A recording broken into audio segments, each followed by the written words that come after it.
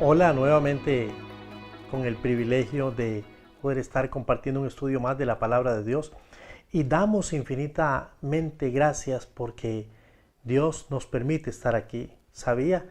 Ese es un motivo muy importante y significativo para dar gracias, porque usted está aquí y porque yo estoy aquí. Significa que Dios ha guardado de nosotros y Él ha cumplido sus promesas en cada uno de nosotros. Para esta noche vamos a continuar con lo que iniciamos hace algunas semanas. Estamos tratando de concentrarnos en el libro de Joel. Joel es un libro precioso, es un libro muy corto, sumamente corto. De los 12 profetas es uno de los más cortos. Tiene solamente 3 capítulos y hemos estado estudiando por varios jueves sobre esos capítulos y la profecía que Joel está compartiendo para las personas de su época, pero también para usted y para mí. Es uno de los libros que yo creo más modernos, porque su profecía va a tener vigencia hasta el mismísimo día del Señor. ¿Qué le parece si me acompaña en una palabra de oración? Oro por usted, pido que Dios lo bendiga, que abra su mente, su corazón y este estudio pueda ser rico y las aplicaciones que puedan desprenderse de él puedan afectar su vida y la vida de las personas que están a su alrededor. Vamos a orar. Padre, quiero darte gracias por la oportunidad de poder estudiar tu palabra. Realmente es una bendición, es un privilegio que tenemos cada día de estar frente al texto bíblico y saber que en él hay tantas y tantas lecciones. Quisiéramos ser lo más honestos, lo más serios posibles y dejar que sea el Espíritu Santo quien fluya a través de los corazones, a través de las mentes y a través del espíritu de cada uno de mis hermanos, sabiendo que ya de por sí el Espíritu Santo se ha encargado de arrojar la luz suficiente a través de los estudios anteriores y hoy vamos a continuar con este hermoso y rico capítulo 2. Señor, toca a los hombres y a las mujeres que están escuchando, conectados hoy, que no han tenido problemas ni van a tener problemas, que tú les has acompañado en su salud y yo quiero darte gracias por cada uno de ellos. Los bendigo y sé que esta palabra no regresa a ti vacía. Te doy toda la honra, toda la gloria y oro en el poder del Espíritu Santo y en el nombre de Cristo Jesús, nuestro Señor y Salvador. Amén y amén. Muy bien, amados, vamos a tratar de ubicarnos un poquito en lo que hemos venido compartiendo durante todos estos días. Primero, hoy vamos a estar considerando por título la siguiente frase: arrepentimiento ahora o nunca. Arrepentimiento ahora o nunca. Es en donde me voy a estar concentrando. Pero quisiera que hagamos un bonito repaso. Vamos por el libro de Joel. Vamos a tratar de recordar algunas cosas que ya hemos compartido. Y si usted se está conectando hoy por primera vez, que usted pueda tener el hilo. Y si usted ha sido uno de los fieles que ha estado jueves tras jueves y ha aprendido una o dos cosas, sería bueno entonces tratar de poder remarcar o remachar sobre algunos conceptos para que la enseñanza pueda ser nuestra y nada ni nadie nos las roben. Joel, ¿qué significa el nombre Joel? Jehová es Dios. Recuerda, un nombre compuesto. J-O y luego El, que significa Dios. Un nombre que es muy común o fue muy común en los días del profeta Joel y significaba o significó Jehová es Dios. Este es un libro pequeño, sumamente pequeño. Tiene 3 capítulos, pero de esos 3 capítulos podemos tener un poderoso contenido. Básicamente es un libro que contiene, su literatura es profecía, su género es profecía. Es un libro que contiene mucha profecía. Joel fue el primero de los profetas, aunque otros profetas lo mencionan de manera diferente, pero Joel es el primero que se da el espacio para poder nombrar esta frase, el día del Señor. Es un tema que está presente en todo el libro.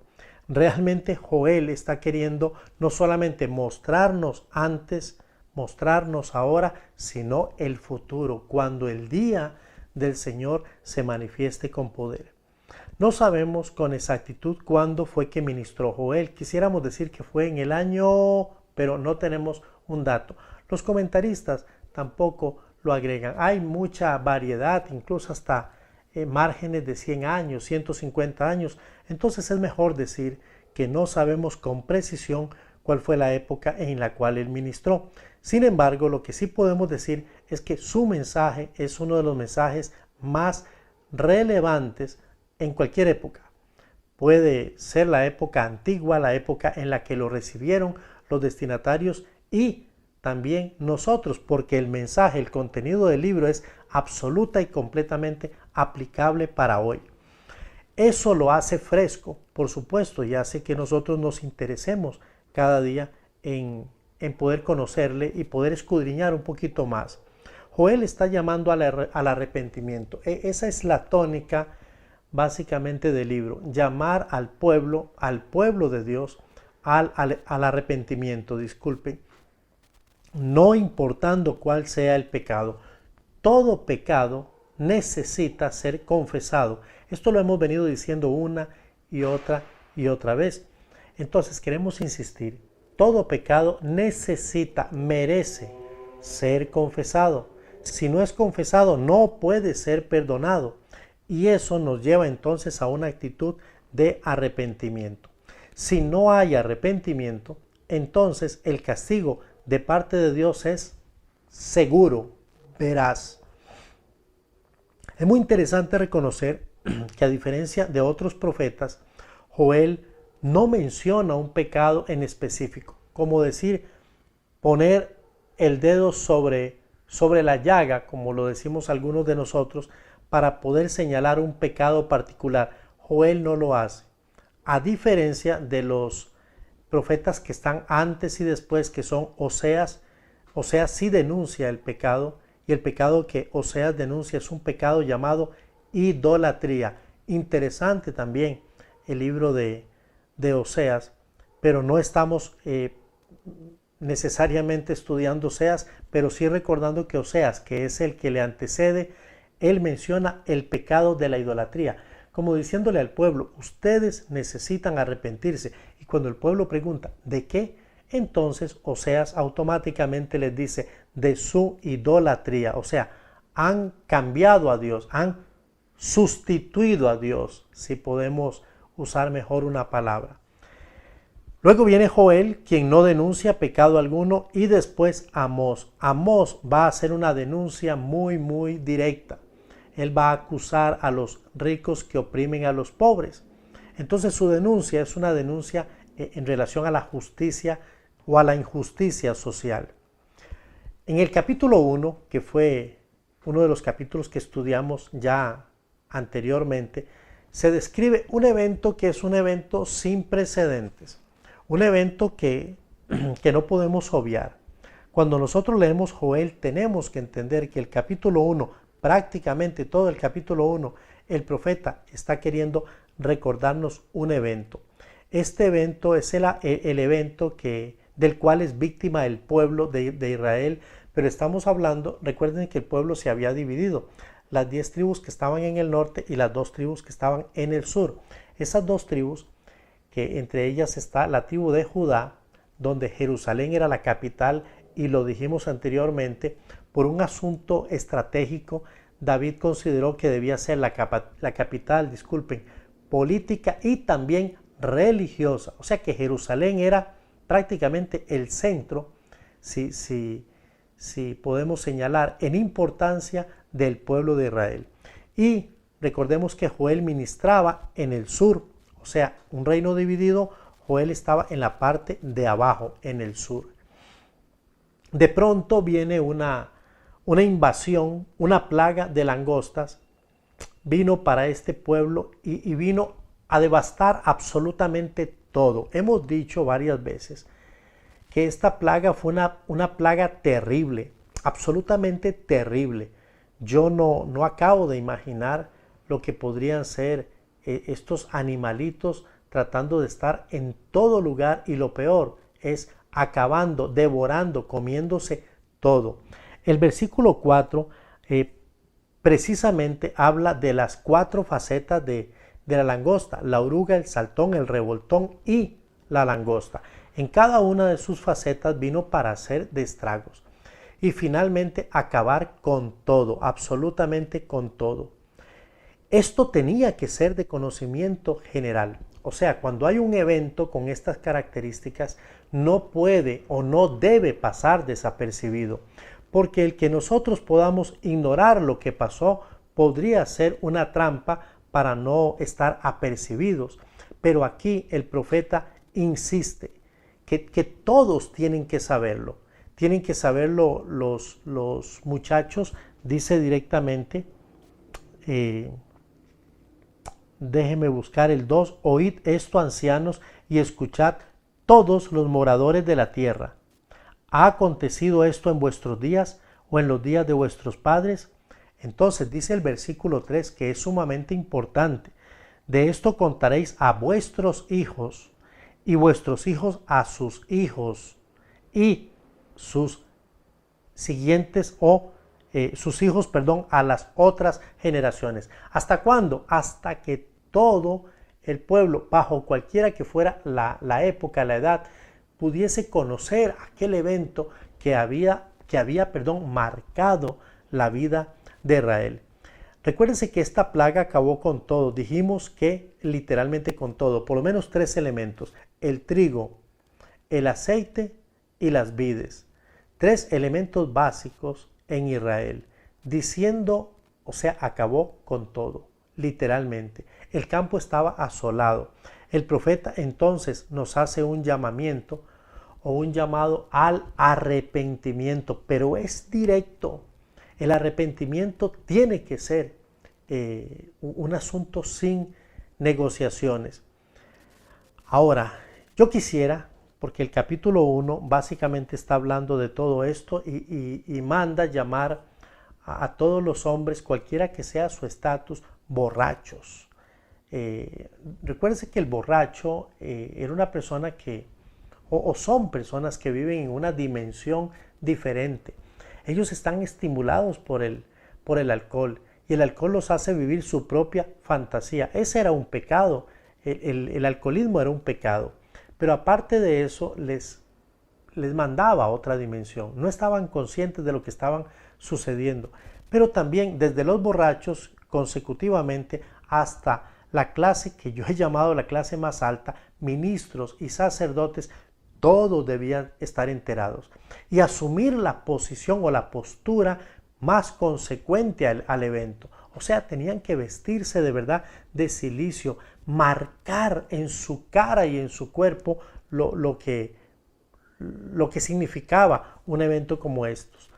Luto, absolutamente luto. Ahora en los versículos del 12 al 17 aprendemos que Dios es misericordioso y compasivo. Ahora vamos a ir al capítulo 2, por favor. Vamos a imaginarnos que Dios está con la espada en la mano. Tiene la espada. Y con su espada va a emitir su juicio. Ahora, ¿contra quién va a emitir su juicio? Recuérdese que ya en los últimos versos del capítulo 1 se nos ha hablado de otro ejército que vendría a partir del capítulo 1, verso 15. Por primera vez el profeta dice: ay del día, porque cercano está el día de Jehová. Esto sigue llamando poderosamente mi atención porque he querido buscar, indagar a qué se refiere con el día de Jehová. Hay muchas posturas, pero una de las más acertadas es que el día de Jehová es cuando Jesús va a venir por su iglesia y va a comenzar ese periodo que muchos conocemos como el periodo de la gran tribulación. Porque cuando usted lee las características de ese día, dice la palabra, como gimieron, dice el verso 2, tocad trompeta en Sión y dad alarma en mi santo monte. Tiemblen todos los moradores de la tierra, porque viene el día de Jehová, porque cercano está. ¿A cuál día de Jehová se está refiriendo? Al día de Jehová que el profeta mencionó en el capítulo 1, verso 15. Y comienza a describir, que fue parte del estudio anterior, cómo va a ser ese ejército. Ese es un ejército poderoso. Algunos podrían decir, vuelven las langostas. Otros dirán, no, es un ejército humano, pero con características muy bélicas y perfeccionadas. Pero otros creemos que es un ejército celestial. El ejército lo comanda el Señor y el ejército viene precisamente para ejercer o para cumplir juicio sobre el pueblo de Israel. Entonces, entendamos que ese ejército es un ejército que viene de parte de Dios y viene con la fuerza de Dios. Si el pueblo de Israel no se arrepiente, este ejército golpeará con ímpetu, trayendo destrucción. Y dice la Biblia que este evento será un evento mucho peor al que ya experimentaron. Por eso la insistencia del profeta de que haya una claridad, haya una memoria, haya una conciencia del evento que ha ocurrido, pasado en el capítulo 1. Pero ahora estamos en el capítulo 2 y el profeta está advirtiendo y está diciendo: tocad trompeta en Sión. Eso era clásico. Cuando los días de Moisés se había dividido el pueblo y habían asignaciones, y una de las asignaciones que tenían era el tema de las trompetas. Se tocaba trompeta para anunciar, para convocar a diferentes actividades, pero también para alertar. Por eso vemos en los libros proféticos cómo se habla del sonar de la trompeta. Es una advertencia para el pueblo de Dios. Ya viene el momento. Muy bien, amados, permítanme entonces concentrarme un poquito más ya en los versos que quisiéramos cubrir en este momento. Capítulo 2. Ha habido muchas cosas interesantes que hemos comentado y que están también ya en el Face. Usted los puede accesar. Son estudios anteriores con respecto a este tema y están fechados también. Pero ahora viene el capítulo 2 y vamos a concentrarnos en el verso 12. 2:12. Dios está con la espada. Va prácticamente a emitir su juicio contra Israel y todo su pueblo. Esto es lo que está ocurriendo en los primeros versículos, pero qué interesante, porque estos versículos nos van a enseñar mucho, aunque son pocos versos hasta llegar al próximo estudio, pero nos van a enseñar varias cosas. La primera es la misericordia y la compasión de Dios. ¿Qué pasa con la misericordia y la compasión de Dios?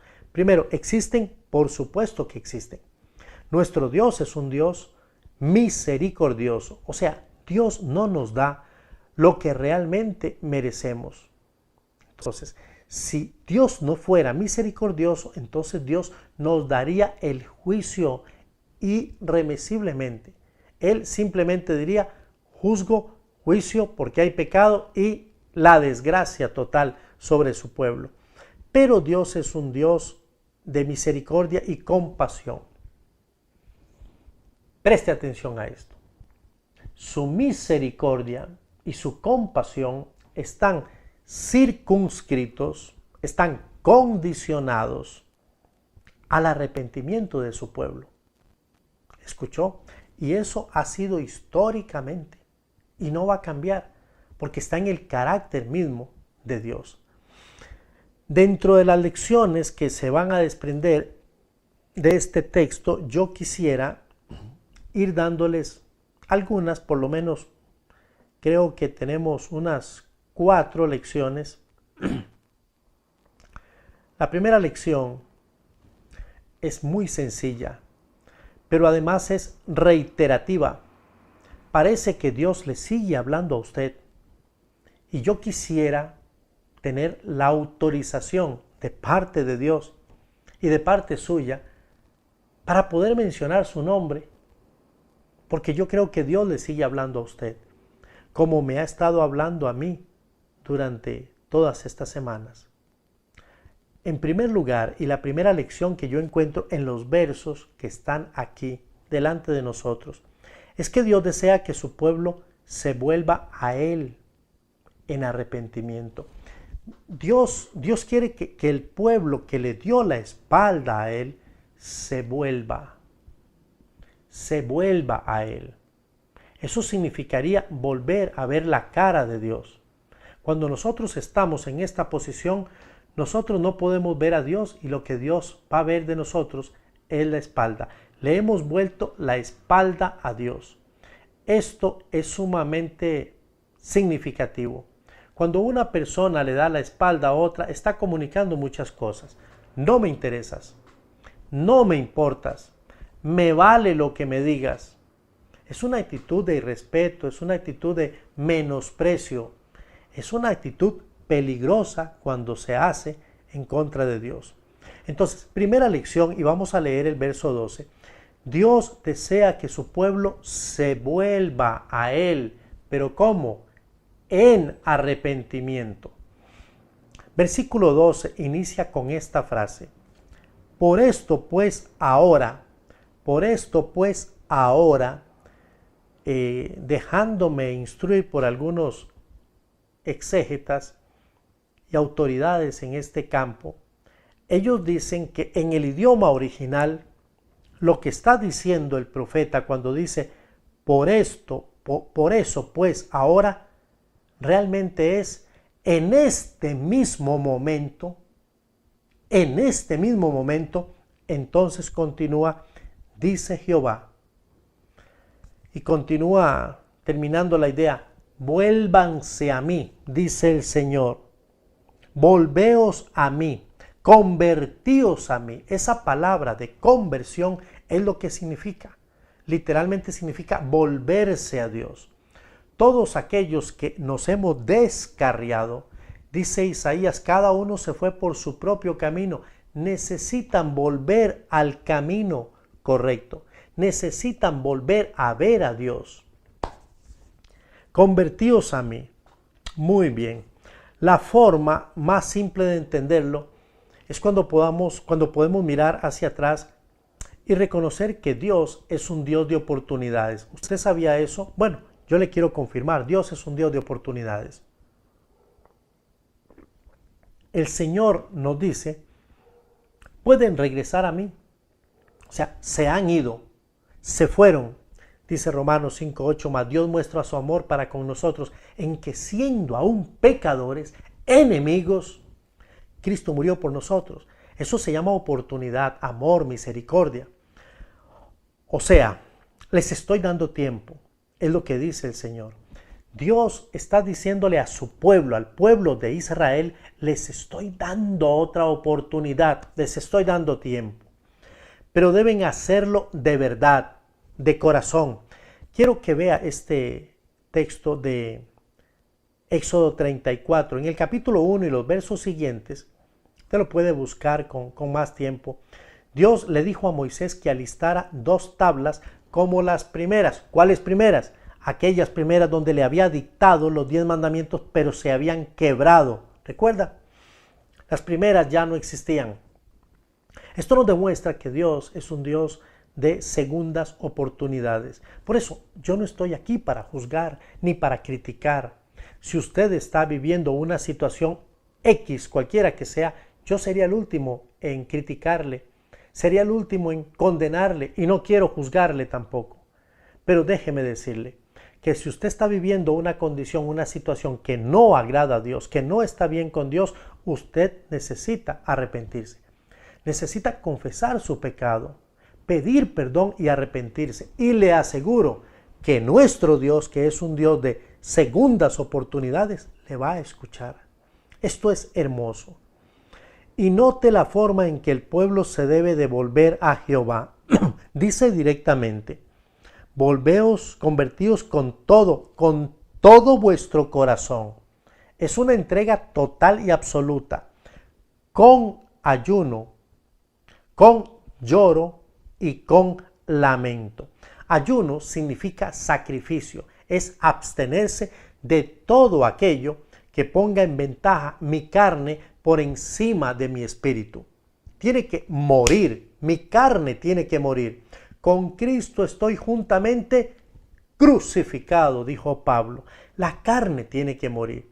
Y ya no vivo yo, pues vive Cristo en mí. Y lo que ahora vivo en la carne, lo vivo en la fe del Hijo de Dios. ayuno, es sacrificio.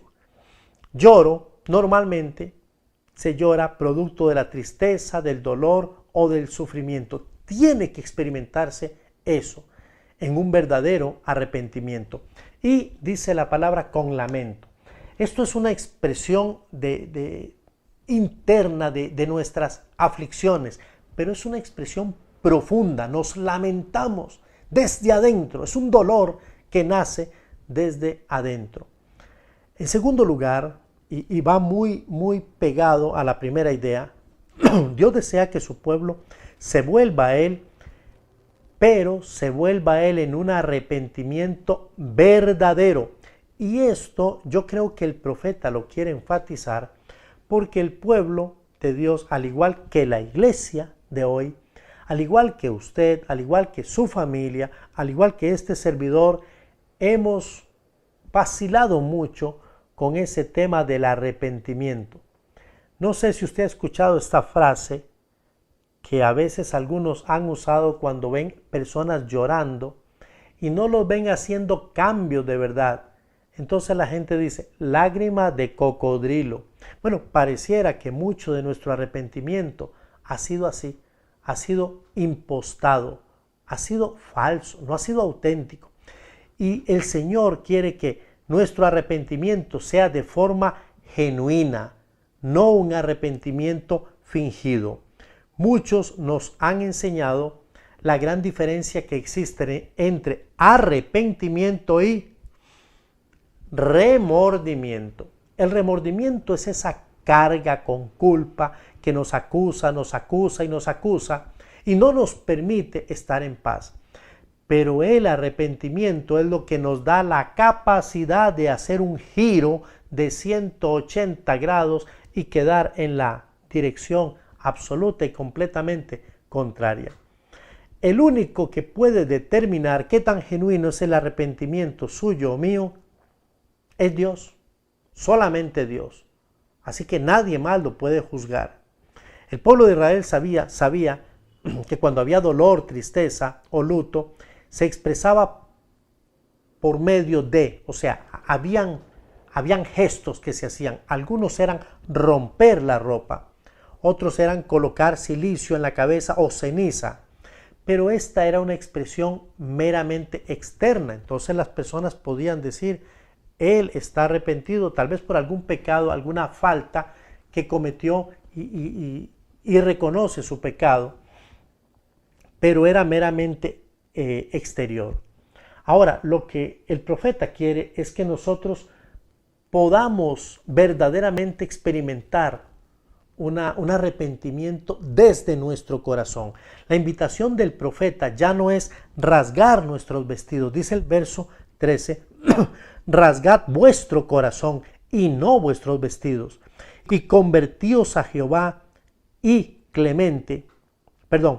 porque misericordioso es y clemente. Mire esto, qué interesante. Tardo para la ira y grande en misericordia, y que se duele del castigo.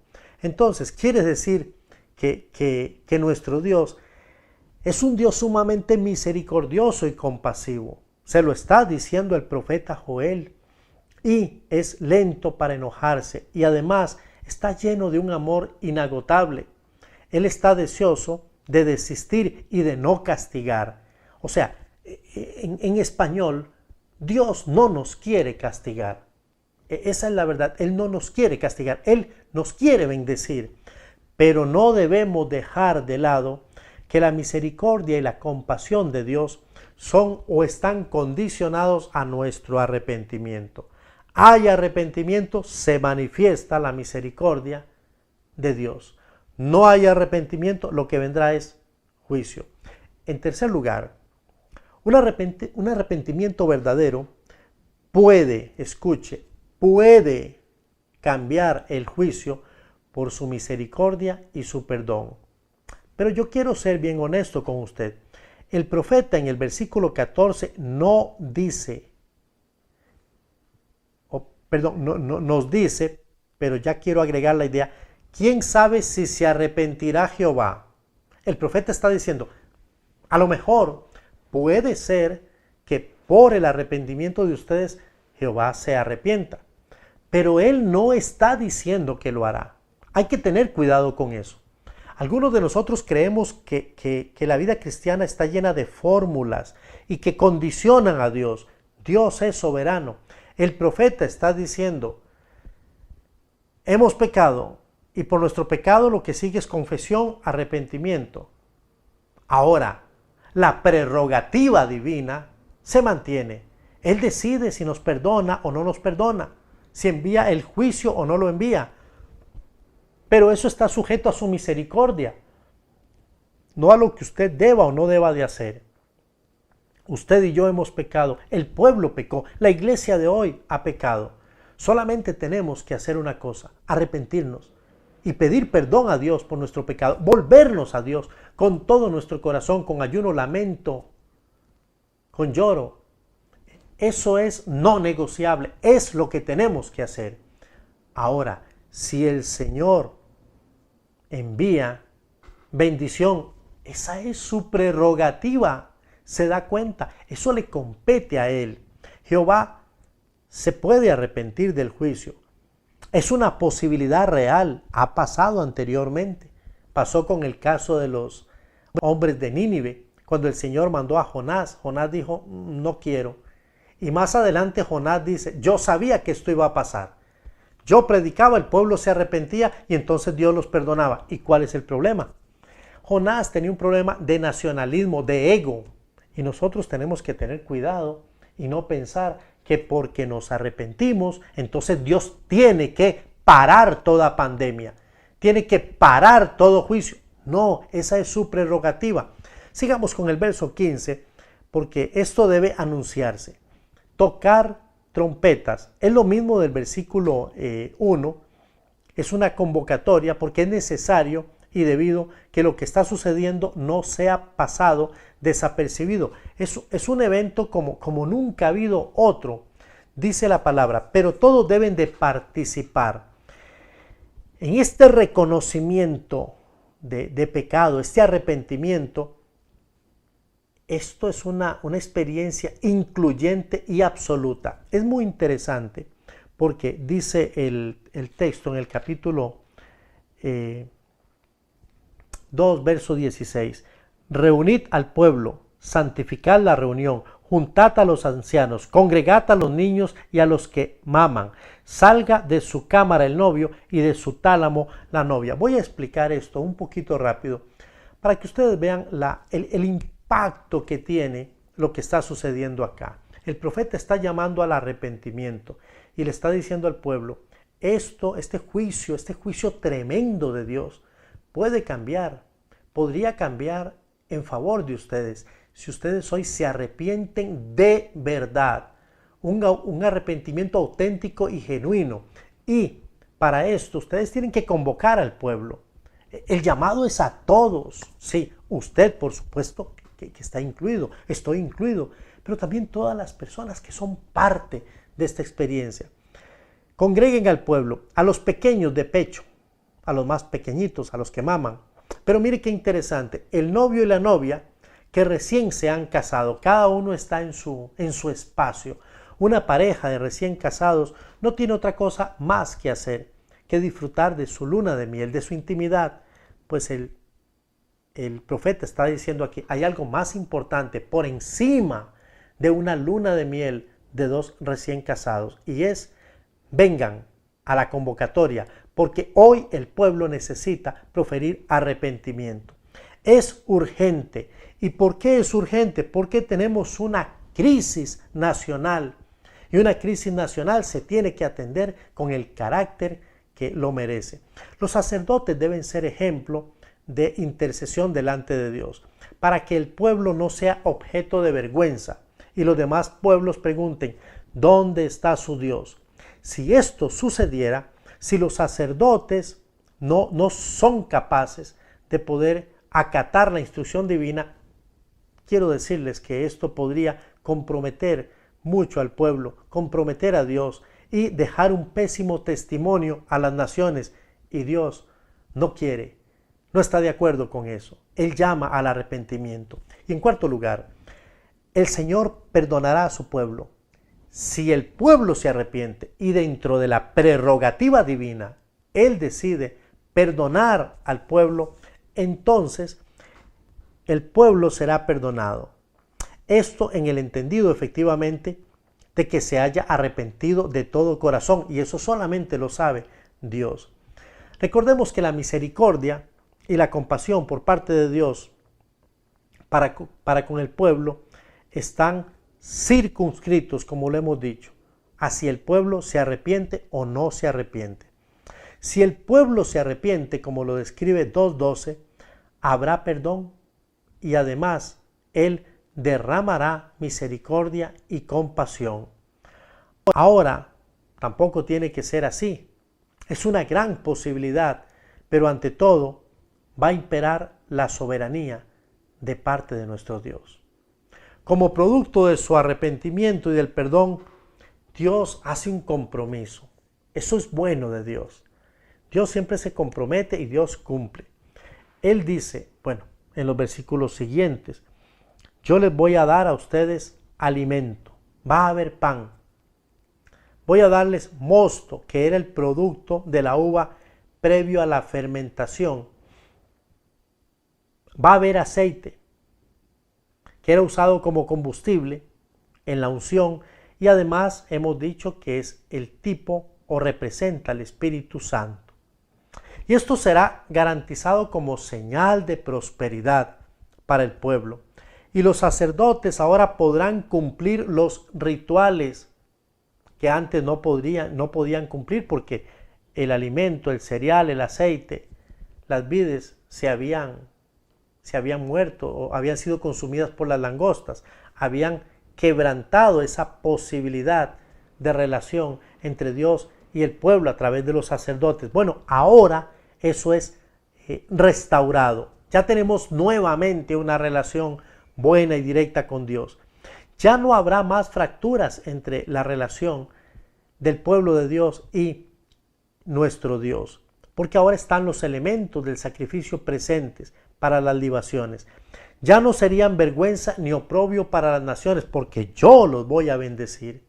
Además, alejaría al ejército que viene del norte.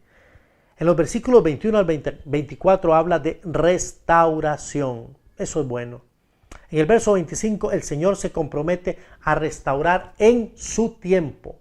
Y yo restauraré, yo les devolveré el año que comió el saltón, la oruga, el saltón, el revoltón y la langosta. En su tiempo Él va a restablecer, a restaurar. El pueblo nunca más va a ser avergonzado y Dios estará en medio de su pueblo. Esto es una maravilla, esto es una maravilla. Dios con nosotros. Esa fue la promesa que Dios hizo cuando el ángel cuando el ángel dio la instrucción a María, y llamará su nombre Emmanuel, que traducido es Dios con nosotros. Qué maravilla para la iglesia de hoy, qué maravilla para el pueblo, qué promesa más alentadora. Es condicionante, sí, al arrepentimiento, pero sumamente alentadora. Las implicaciones para usted y para mí, de la misma manera que como el pueblo de Israel también pecó, nosotros, su iglesia, los hombres contemporáneos y las mujeres de hoy, hemos pecado. ¿Qué sigue? Juicio. Pero podemos detener el juicio de Dios si tan solo confesamos nuestro pecado, nos arrepentimos y además le damos la oportunidad al Señor de ser precisamente nuestro dueño, nuestro guía, nuestra fortaleza. Yo quiero animarle a que usted lo haga. Si usted anteriormente no ha tenido la oportunidad, si usted ha escuchado muchos mensajes como estos, pero no ha tenido la oportunidad de pedirle a Jesús que sea su Señor y su Salvador, yo tengo que decirle que un momento dado en su vida o en un momento dado, usted va a experimentar el juicio y eso es no negociable. Pero sabe, usted podría salir muy bien librado si hoy se toma un tiempo, solamente unos segundos, para decir con sinceridad en su corazón: yo reconozco que soy pecador, quiero arrepentirme de mi pecado, cualquiera que sea. Él quiere perdonarle y Él le va a perdonar. Y además, Él va a traer para su vida salvación, misericordia y perdón. Él quiere darle eso. Quiero orar y quiero darle la oportunidad, si usted no ha tenido antes este espacio, hágalo en su vida.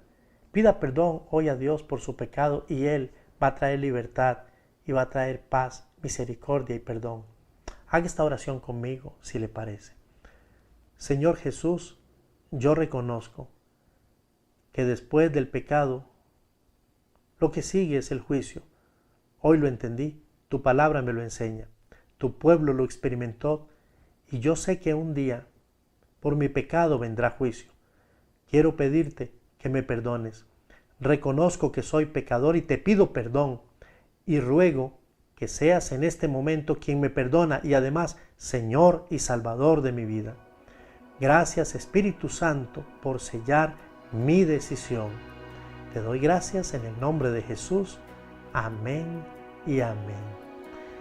Gracias de verdad por habernos acompañado. No deje de conectarse cada jueves a las 6:30 y también nos vemos el domingo con la predicación de la palabra del Señor. Recuerde, le amamos mucho, le extrañamos y deseamos que Dios le bendiga ricamente.